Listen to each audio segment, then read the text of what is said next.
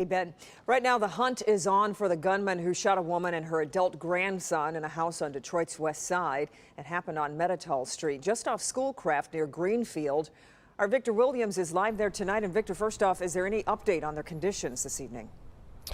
As of right now, no. Police are still looking for the people who are responsible, and it's really an act of violence that has many people shaking their heads, asking the question who would want to hurt a 61-year-old woman and her grandson in the comfort of their own home.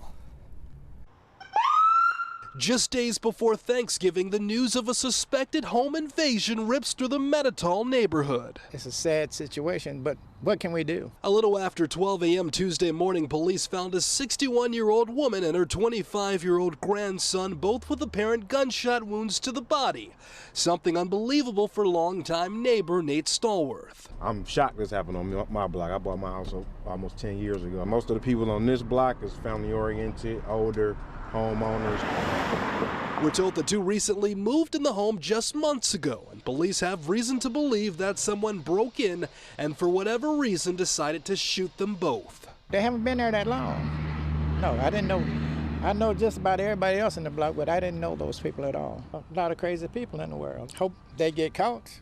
That's all I can say. Both victims have been taken to the hospital, the grandson in critical and the grandmother in temporary serious condition. It's just sad. We just got to do better, you know. Look out for each other. I mean, protect yourself and stay prayed up.